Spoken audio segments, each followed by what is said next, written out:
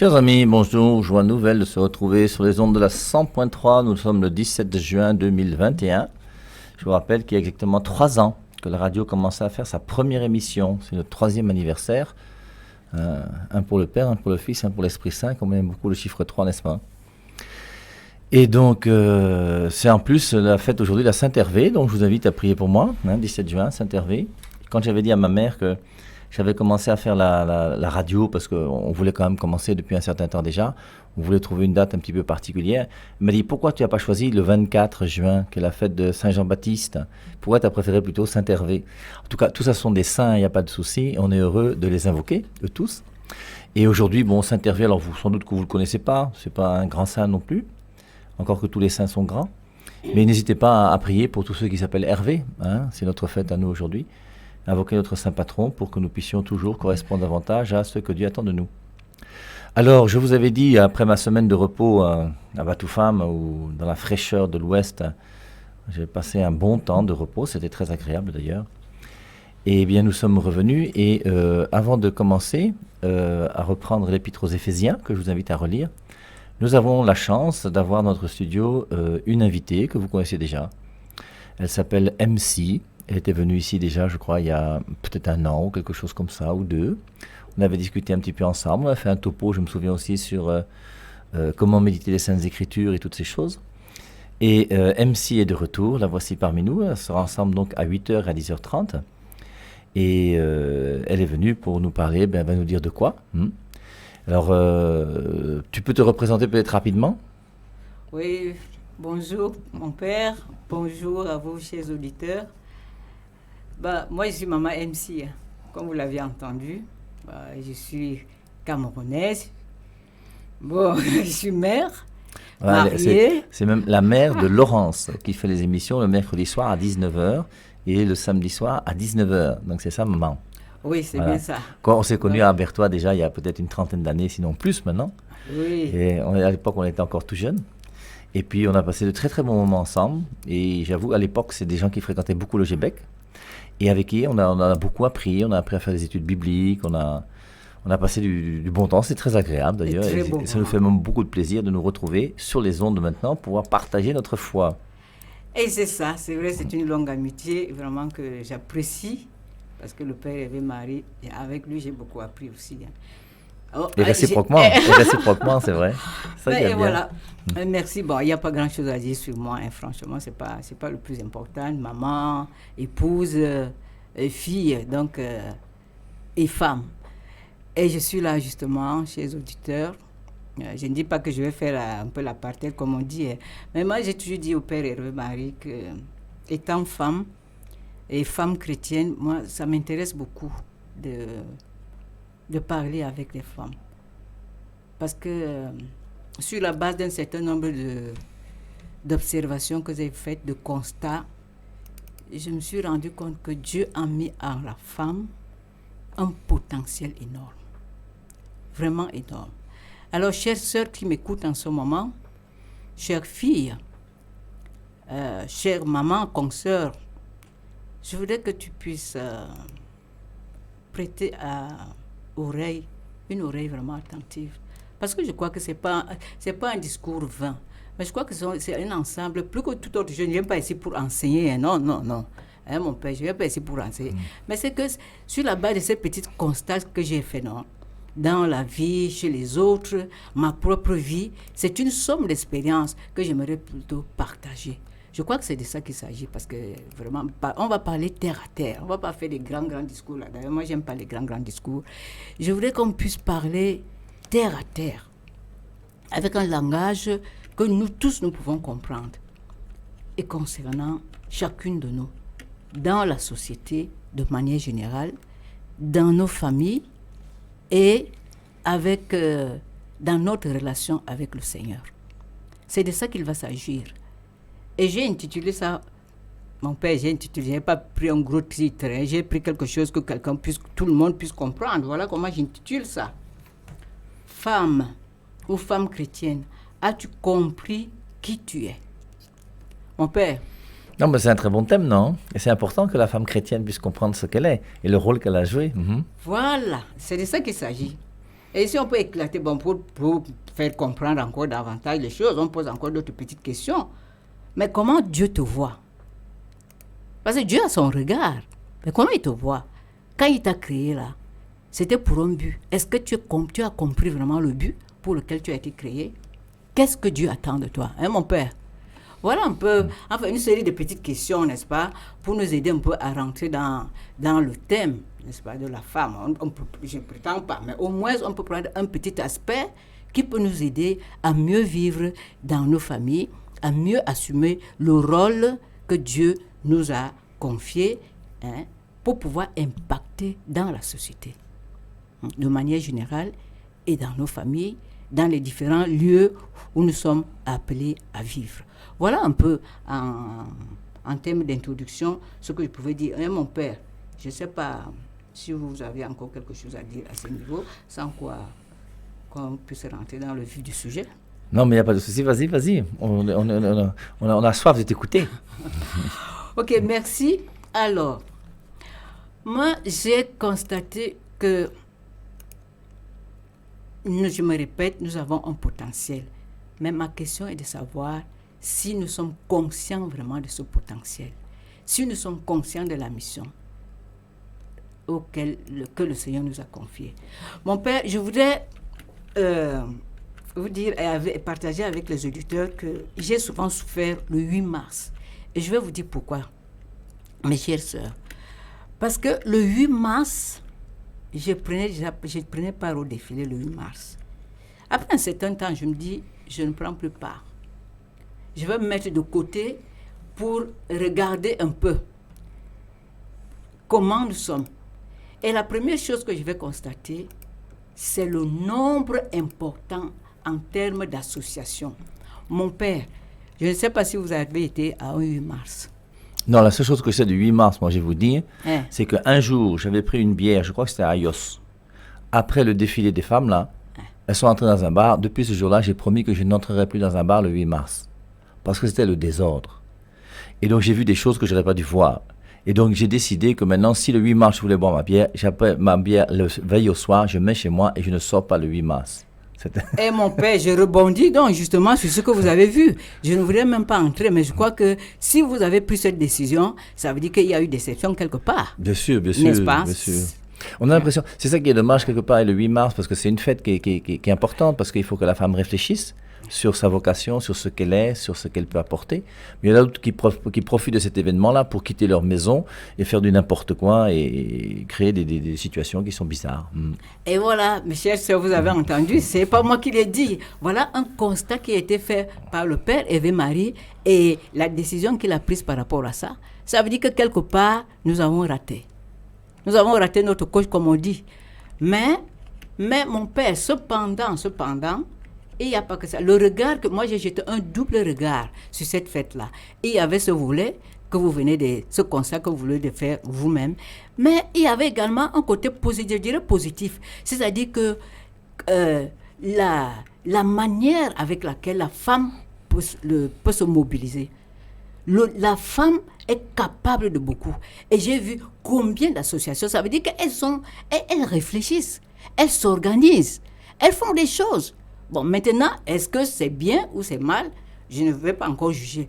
Mais toujours est-il dit que j'ai vu qu'il y avait un haut sens d'organisation. Je ne sais pas si en termes d'organisation, les hommes peuvent faire le compte aux côtés des femmes ici au Cameroun. Je prends l'exemple du Cameroun. Je ne crois pas. C'est tout dire de ce dont est capable la femme.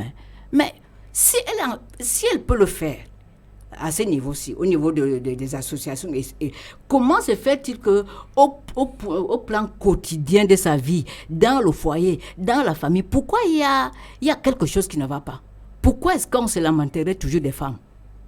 Parce qu'on va toujours dire, mais la femme là, oh la sœur là, oh ma sœur là, ça veut dire qu'il y a quelque chose qui ne va pas. Et si on doit de revoir, d'entrer dans les Écritures pour voir. Et je me dis, c'est sûrement parce que nous n'avons pas compris. Nous n'avons pas compris qui nous sommes. Ce pourquoi nous sommes dans ce monde. Pourquoi est-ce que Dieu nous a créés? Ce qu'on va lire là tout à l'heure, nous le savons. Mais le problème n'est pas de savoir, le problème est de prendre conscience. Prendre conscience, c'est quelque chose. C'est autre chose, mon père, il me semble. Si je prends une boîte de sardines, par exemple, non, et que j'ouvre, oh non, je préfère les gens de boîtes où on perçait comme ça, vous savez, les boîtes de sardines, maintenant, on peut ouvrir facilement. Mais avant, là, on avait ce genre de boîte-là où on perçait, non, pour pouvoir voir ce qui est à l'intérieur. C'est ce qu'on voudrait faire maintenant, là, mon père. Il faut qu'on perce la boîte que nous sommes pour voir ce qui est à l'intérieur, ce que Dieu a mis à l'intérieur. C'est quand nous aurons vu nous-mêmes ce que nous sommes là-dedans, peut-être qu'avec la grâce de Dieu, nous allons pouvoir assumer réellement le rôle que le Seigneur nous a assigné en tant que femme et particulièrement pour la femme chrétienne que nous sommes.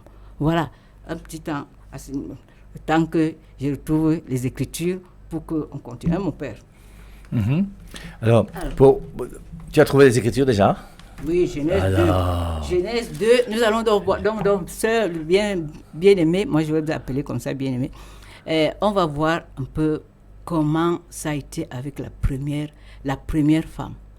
La première femme, quand Dieu l'a créée, elle lui assigne une mission. On va voir avec si elle-même elle a compris cette affaire-là. Parce qu'il faudrait qu'on voie mon père, voyons quand même à l'origine, non? Parce que nous sommes les femmes, nous découlons de cette première femme-là. Comment est-ce qu'elle a vécu? Est-ce qu'elle a compris ce que Dieu attendait d'elle? Pourquoi Dieu l'a créée même? C'est bon toujours de se rappeler ces choses-là. Et mon père, bien si sûr. vous voulez bien, chers auditeurs... Oui, et c'est pour ça que c'est très important de revenir toujours. Je vous rappelle aux 11 premiers chapitres de la Genèse. Et les 11 premiers chapitres de la Genèse chapitre 1 à 11, je vous rappelle, c'est cette partie de la Bible que l'Église appelle méta-historique. C'est avec Genèse chapitre 12 qu'on commence avec le premier personnage historique qui est donc Abraham, qui est le père des croyants. Et Dieu lui dit, va, quitte ton pays, ta parenté. Et dans les 11 premiers chapitres de Genèse, on retrouve la vocation et le plan de Dieu sur l'homme et sur la femme. Alors, rapidement, Genèse chapitre 1 et 2, c'est les deux récits de la création.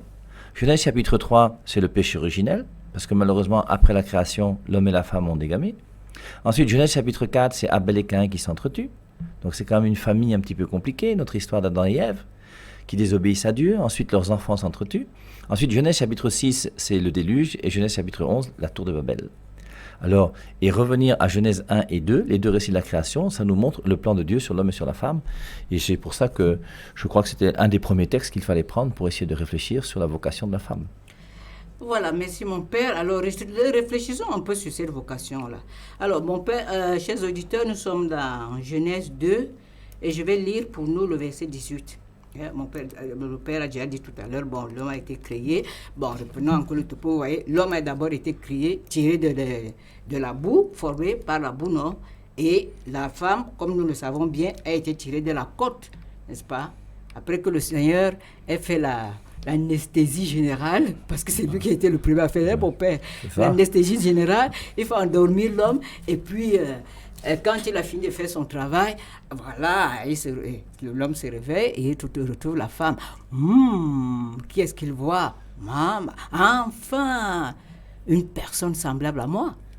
Et mais voyons un peu, avant de lire même Genèse 18, mon père, peut-être qu'il est mieux que je lise un peu avant. Parce que... Non, c'est vraiment ça. Excusez-moi, chers auditeurs. Alors, nous sommes dans Genèse 2, 18. Alors, Yahweh dit, Dieu dit, il n'est pas bon que l'homme soit seul. Je veux lui faire une aide semblable à lui.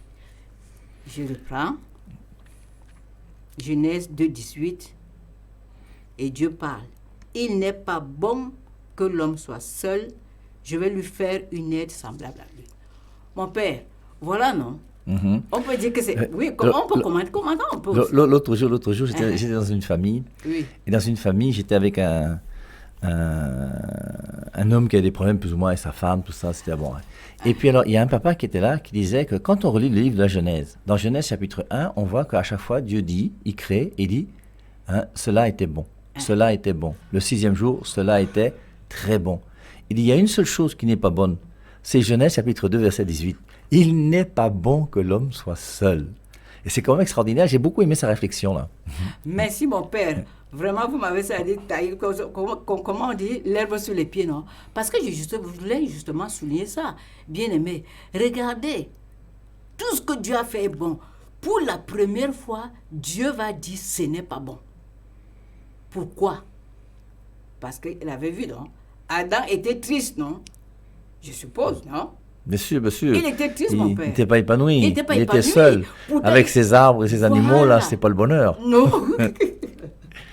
Mais parce qu'il n'avait pas une personne comme lui, une personne qui lui soit semblable. Regardez, il y a les serpents, les lions et tout. Mais quand le gars se voit, mon père, il est là tout étranger. C'est comme s'il était, on dirait quoi, un cheveu dans la soupe, non? Et pourtant, Dieu lui a assigné aussi sa responsabilité. Tu vas t'occuper du jardin.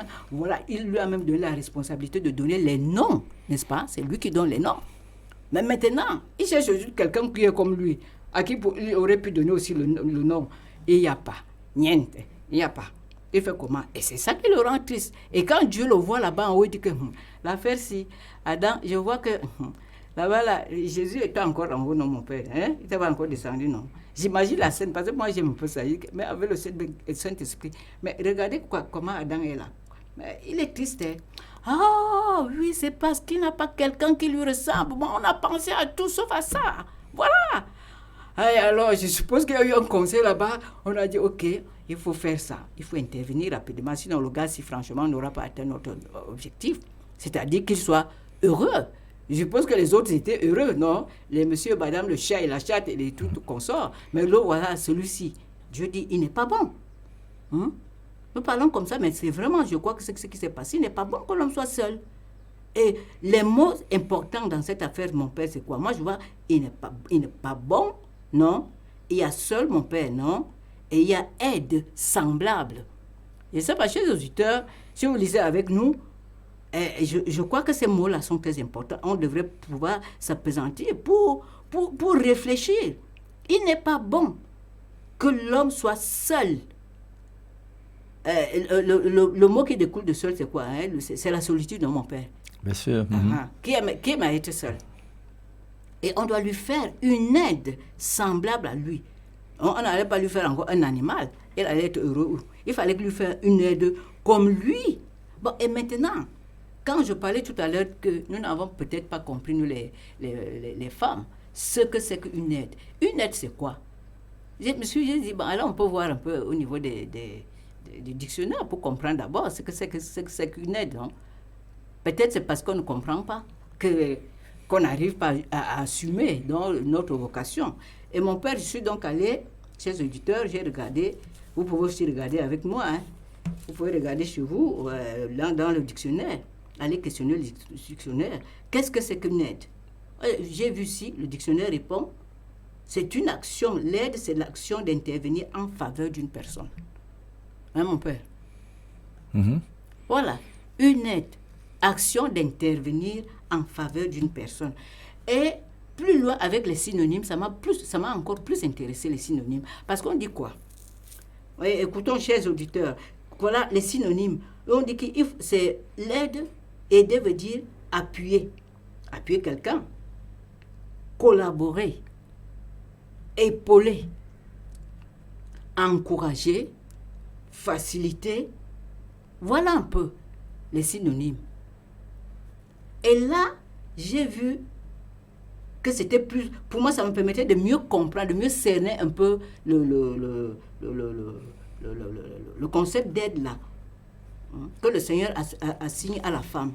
Parce que si je n'ai pas compris que je dois venir appuyer, que je dois venir épauler, que je dois venir encourager, que je suis collaboratrice, hein, il me sera difficile d'assumer cette responsabilité, parce que quelque part c'est une responsabilité que le Seigneur m'assigne à moi en tant qu'aide. Est-ce que j'ai vraiment compris cela? Est-ce que j'ai compris que je dois venir appuyer si je suis dans le cadre du mariage, par exemple, hein, mon père, dans le cadre du mariage, parce que là, franchement, on va d'abord prendre le cadre du mariage, parce que Ève, c'est d'abord dans le cadre du mariage ici. Est-ce que la femme que je suis, j'ai compris que ce que Dieu attend de moi, quand il m'a mise auprès de mon mari là, que je dis aimer là, que pour qui mon cœur a palpité là, c'est pour que je vienne l'appuyer, c'est pour que je vienne l'encourager, c'est pour que je vienne l'épauler pour que je puisse collaborer, pour l'aider.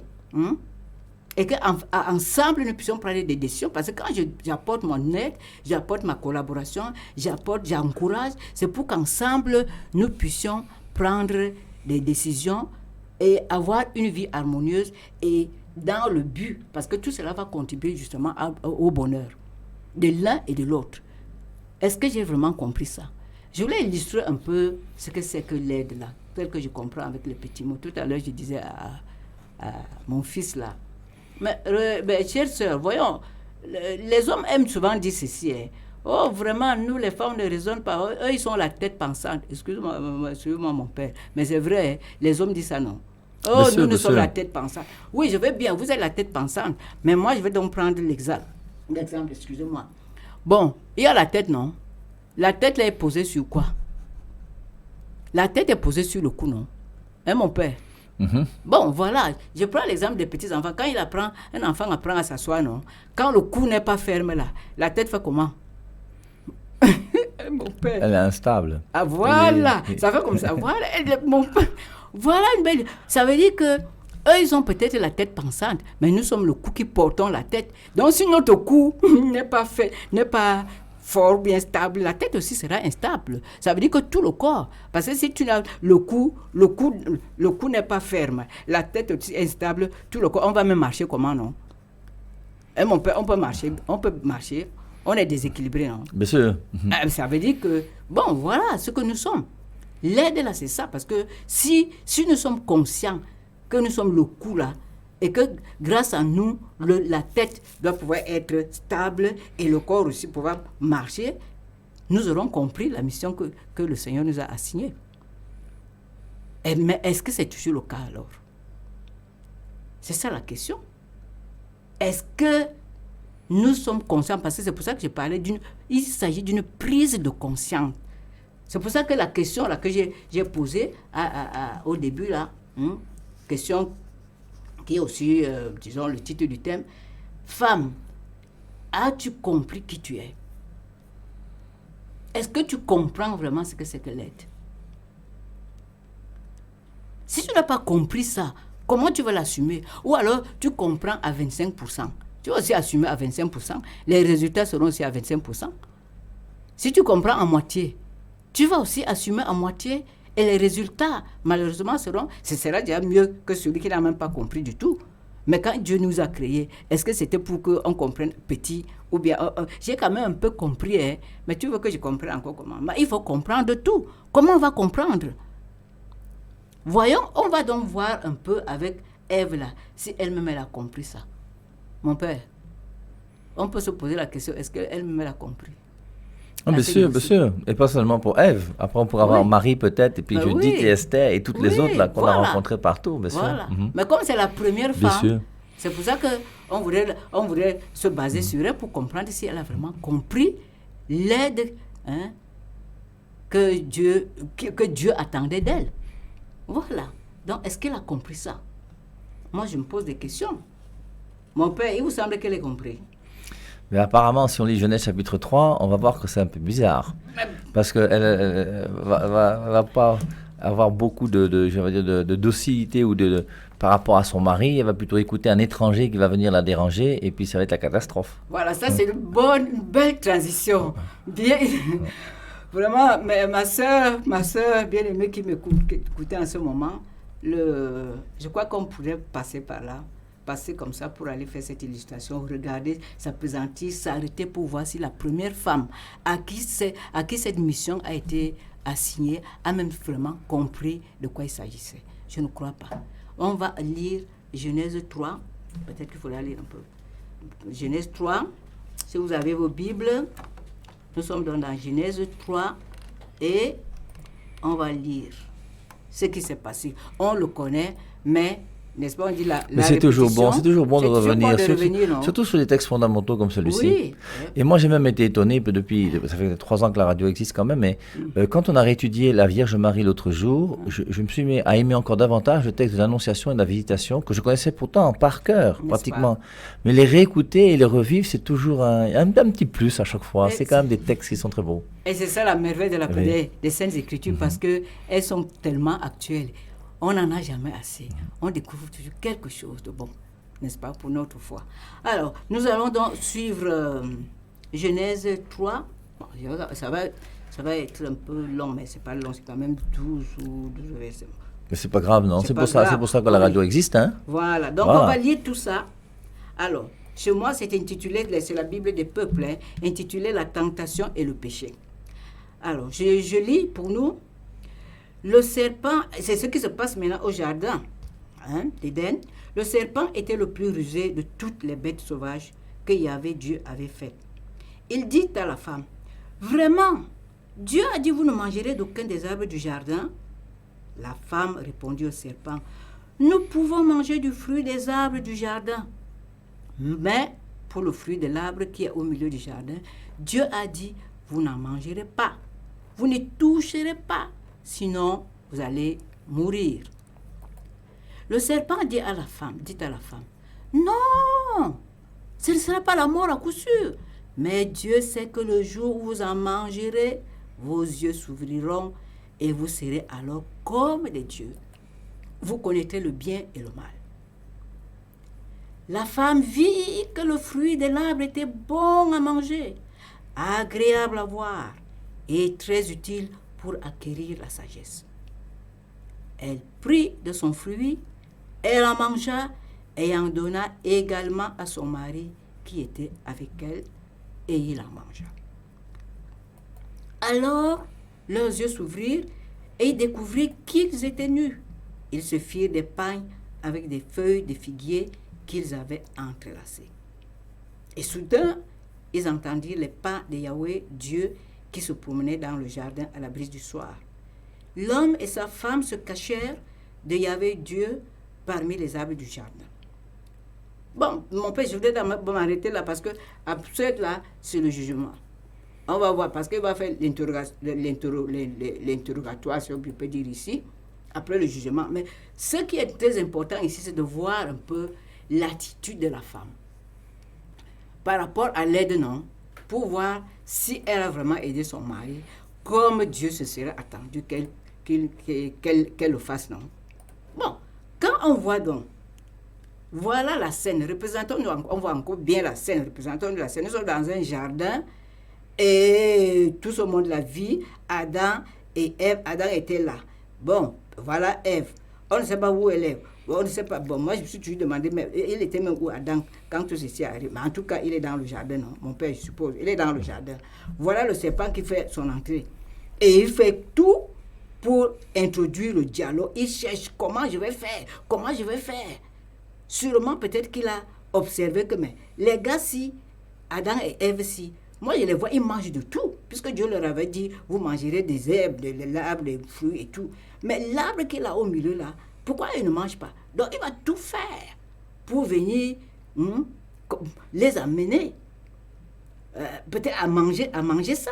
Et il va user des stratagèmes. On dit qu'il est le plus astucieux de tous les animaux. Comment on va faire pour approcher la femme? Il faut introduire le dialogue. Et comment? Bon, on ne va pas tout s'appesantir, mais toujours est-il dit que la femme va prêter oreille. Elle connaît la volonté de Dieu, puisqu'elle va dire, elle dit que oui, Dieu nous a bien dit que de ne pas manger, de ne même pas toucher. Mais est-ce que c'est ce qu'elle va faire alors? Vous convenez avec moi? Est-ce qu'elle va faire cela? Elle connaît bien la volonté de Dieu, mais qu'est-ce qu'elle fait? Maintenant, parce qu'elle s'est laissée séduire là-bas, parce qu'elle voulait avoir, non, la connaissance, l'orgueil, non? L'orgueil de posséder quelque chose qu'elle n'a pas.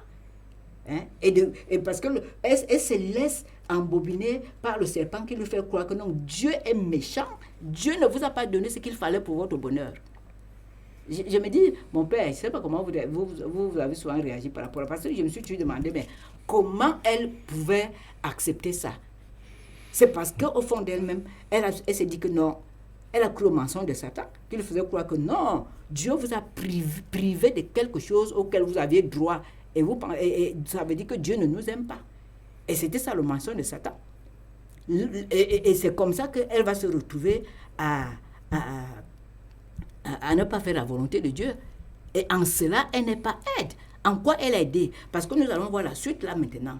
Mon père, je ne sais pas si vous voulez réagir maintenant à ce moment-ci, sans quoi vous réagissez comme ça. Non, je trouve que c'est... Non, vas-y, continue. En tout cas, on est ensemble. Oh, oui, on est ensemble, merci mon père. Chers auditeurs, oui, c'est parce qu'on est en train de voir un peu l'attitude. Qu'est-ce qui a motivé dans cette désobéissance-là? Pourquoi elle écoute la voix du serpent? Parce qu'il lui a proposé quelque chose. Et elle croit vraiment que Dieu les a privés tous les deux. Donc Dieu qui les a créés. Dieu a créé son mari. Dieu l'a créé elle-même. Dieu leur donne tout. Et arrive celui-ci, un étranger, elle croit tout simplement ce que l'étranger lui a dit et elle oublie rapidement ce que le Créateur leur a donné. Et en quoi elle a été aide? L'aide, c'était quoi?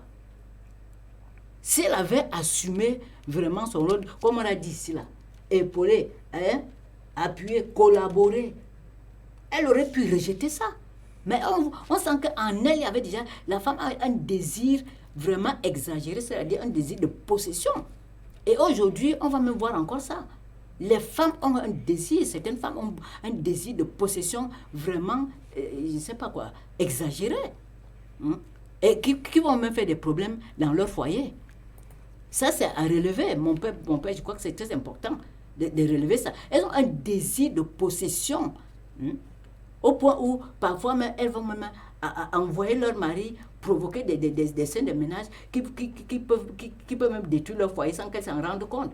Parce qu'elle a envie de posséder. On regarde, moi, notre voisin a ceci, l'autre a ceci, toi tu es là, tu ne peux pas. Voilà comment nous les femmes, nous sommes. Et je dis que je ne sais pas si on a compris. En cela, on n'aide pas. Ève n'a pas aidé. Elle aurait dû fermer la porte au dialogue. Le problème de Ève, c'est parce qu'elle a tendu une oreille attentive au mensonge. Parce que s'il n'avait pas dialogué, tout ceci ne serait pas arrivé. L'autre, quand il a entendu, il cherchait une brèche. Le serpent a trouvé une brèche. Lorsque il a trouvé la brèche, il a avancé dans sa stratégie. En semant le doute, tu es sûr? C'est ça. Est-ce que tu es sûr de ce que Dieu a dit? Tu es sûr que Dieu a dit vrai? Moi, je te dis que c'est moi qui ai bien compris ce que Dieu a dit. Et je viens t'apporter la vérité. Satan qui se déguise en ange de lumière, on le sait bien. C'est moi qui viens te dire la vérité. Dieu t'a caché parce qu'il ne t'aime pas. Donc, fais comme ça, tu vas voir si tu vas mourir. Bon, comme elle a donc fait, qu'est-ce qui s'est passé? Non seulement elle fait, elle-même, elle ne s'arrête pas là, elle voit avec ses yeux. Ce n'est plus seulement avec les yeux, le désir est déjà dans les yeux. Alors qu'avant que le serpent n'arrive, elle voyait, il n'y avait pas de désir. Et elle voyait la pomme, elle voyait, il n'y avait aucune envie, aucun désir de posséder ça. Quand arrive celui-ci, le regard a déjà changé. C'est notre manière de voir. C'est-à-dire que voir pour posséder.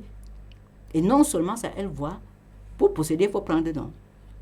Elle va s'approcher, elle prend avec ses mains, et non seulement avec les mains, il faut bien goûter, non? Et comme elle a goûté, elle a vu que c'était bon, et elle dit, moi je vais faire comment? J'ai mon mari, non? Adam était bien mon père. Une femme comme ça, c'est quand même bien, non? Mais elle aime quand même son mari, il y a quand même un point positif, on dit quoi? Mais je veux la faire, si, est-ce que je vais seulement en profiter seule? Je dois aussi donner à mon mari, non? Mais c'est ça qu'on fait. Non? Moi, j'ai aussi trouvé quelque chose de bien bon. Enfin, c'est le point, on peut quand même dire que c'est un point positif dans ce couple. Elle a aussi donné à son mari. Comme, voilà, Adam.